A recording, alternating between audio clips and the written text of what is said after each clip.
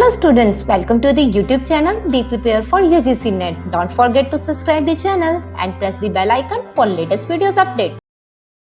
Hello everyone, मेरा नाम है शिफाली बजाज और आज की इस वीडियो के अंदर हम बात कर रहे हैं एनटीए यूजीसी नेट एग्ज़ाम में तुक्का लगाने के सही तरीके के बारे में। क्योंकि अब एग्ज़ाम के अंदर थोड़े ही दिन रह गए हैं, तो अब इस वीडियो के अंदर इस टॉपिक के ऊपर बात करना बहुत ही ज़्यादा इंपॉर्टेंट है। क्योंकि आप जहाँ तक जानते हो कि एनटीए यूजीसी नेट में किसी भी तरह की कोई नेगेटिव मार्किंग नहीं है, तो किसी भी क्वेश्चन को छोड़कर आना तो इसके अंदर नासमझी ही होगी। आपको जैसे भी जितना भी आंसर पता हो, चाहे आप तुक्के से लगा कर आओ, आप सबके आंसर ज़रूर देकर आओ।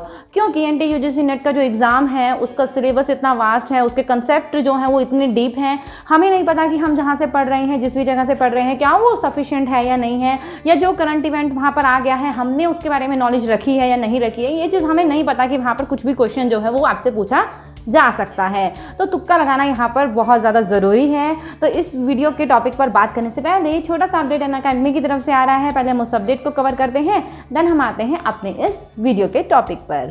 तो अनअकैडमी लाया है आपके लिए इस वेडनेसडे नए कोर्सेज। एनटीए यूजीसी नेट के लिए जो कोर्सेज इस वेडनेसडे आपके लिए आ रहे हैं 15 सितंबर से, वो है एक तो रिवीजन बैच कोर्स है आपके कॉमर्स सब्जेक्ट स्टूडेंट्स के लिए। तो ये कोर्स आपके लिए वोदनाला सर और निहारिका मैम लेकर आ रहे हैं 15 सितंबर से। अगर आप इस कोर्स के अंदर पढ़ना चाहते हो तो आपको लेना पड़ेगा यहाँ पर अनअकैडमी प्लस का सब्सक्रिप्शन। उसके बारे में भी डिटेल्स में आगे दे देती हूँ। उसके अलावा एक course detailed MCQ batch course आ रहा है कॉमर्स स्टूडेंट्स के लिए नवदीप कौर मैम और नवीन साख सर के थ्रू। 15 सितंबर से ये कोर्स भी आपके लिए शुरू होने जा रहा है। उसके अलावा जैसा कि मैंने आपको पहले भी बताया है कि भाई प्राइस हाइक होने वाला है, तो प्राइस हाइक कितना होने वाला है, कैसे होने वाला है, उसके ऊपर पूरा अपडेट आ चुका है। तो प्लस सब्सक्रिप्शन, अगर आप 1 मंथ का प्लस सब्सक्रिप्शन अभी के टाइम में 2900 में ले सकते थे, तो अब इसका प्राइस 3190 हो जाएगा, ठीक है। और अगर 3 मंथ्स का सब्सक्रिप्शन आपको जो करंट प्राइस है वो 6250 में ले सकते थे, तो आने वाले टाइम के अंदर जल्दी ही 6875 हो जाएगा। इसी तरीके से आइकॉनिक का भी आपको यहाँ पर स्लैब दिख रहा है। 6 मंथ्स के लिए 18,000 की जगह आप 19,280 पे करना पड़ेगा आपको जल्दी ही। 12 मंथ्स के लिए 26,000 की जगह 28,300 पे करना पड़ेगा, और 24 मंथ्स के लिए 45,000 की जगह 50,000 रुपीज़ आपको पे करने होंगे। तो ह्यूज डिफरेंस है देखा जाए तो प्राइस हाइक के अंदर। तो प्राइस हाइक अलर्ट जो है वो अभी भी आपको दिया जा रहा है। अगर आप इस करंट प्राइस के ऊपर सब्सक्रिप्शन लेना चाहते हो तो जल्दी से ले लो, क्योंकि प्राइस हाइक जल्दी ही होने वाला है और ये न्यू प्राइजेस आपसे जल्दी ही जो है वो आपको अनअकैडमी की स्क्रीन पर दिखाई देंगे।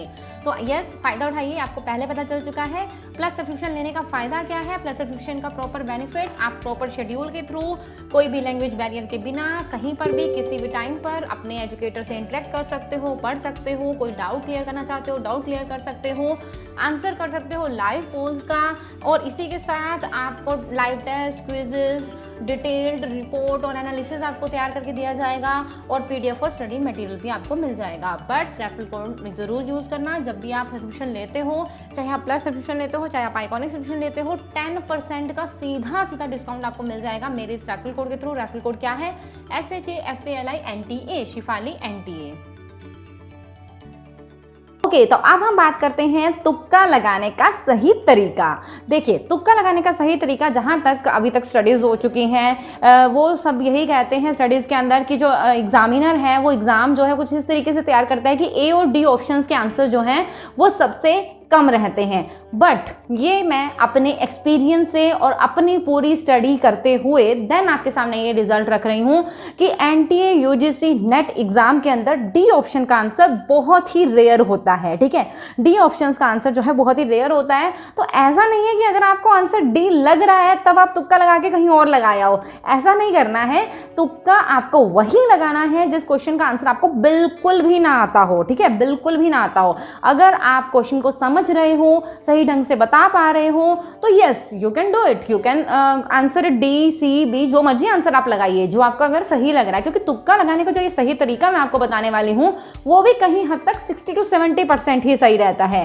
अब आप बिना सोचे समझे, एक ना समझे से तुक्का लगाएं और एक सोच समझ के इस वीडियो को देखकर तुक्का लगाएं, तो आपका ऑफकोर्स श्योरिटी तो बढ़ेगी ना आंसर देने की।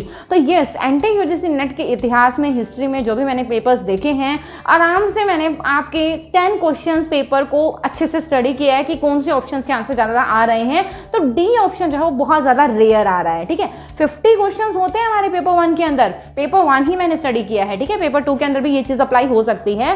पेपर 1 के अंदर मैंने देखा है कि 50 क्वेश्चंस होते हैं, तो 50 में से रेयर क्वेश्चंस दैट मीन 7, 6 और मैक्सिमम 8 क्वेश्चन जो हैं वो डी से रहते हैं, बाकी सारे ए बी सी कवर कर लेता है। ठीक है, तो ए का वो चीज़ अप्लाई नहीं होता कि हर एग्जामिनर ए आंसर नहीं देता। ए काफ़ी सफिशिएंट मात्रा में ए के अंदर आंसर्स थे, बी सी के भी अंदर आंसर्स थे, लेकिन डी के अंदर सबसे कम थे। ठीक है, तो अगर तुक्का लगाने की बात आ जाए तो डी को थोड़ा सा इग्नोर कर दिया करो। उसके अलावा सेकंड जो वहाँ पर ज़रूरी आपको तुक्का लगाते टाइम देखने वाली चीज़ है कि कॉमनैलिटी तो नहीं है क्वेश्चंस ऑप्शंस के अंदर।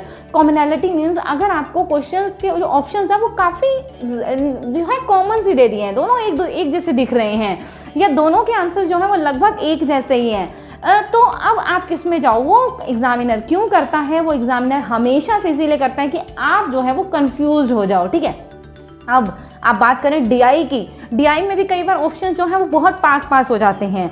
या डीआई छोड़िए, अगर हम बात करें किसी भी टॉपिक की, जैसे कि इनपुट डिवाइसेस की बात हो रही है, तो एक में दे दिया प्रिंटर, स्कैनर और मॉनिटर। ठीक है, इनपुट डिवाइसेस के अंदर, और दूसरे में क्या किया, प्रिंटर, स्कैनर, ये चीज़ें देके और एक आधा ऑप्शन जो है वो चेंज कर दिया कि जहाँ आपको लगे कि भाई क्या ये दोनों तो एक जैसे ही हैं, तो हमें कन्फ्यूज़न आ जाती है ना कि भाई सी और डी में कन्फ्यूज़न आ गई, कभी होता है हमें ए और बी में कन्फ्यूज़न आ गई। तो ये चीज़ समझ कर चलना कि जब ए और बी में कन्फ्यूज़न आ जाए तो आंसर जो है वो आप मैक्सिमाइज ए करना, क्योंकि एंटी यूजीसी नेट के अंदर ए आंसर जो है वो काफ़ी बार रहा है।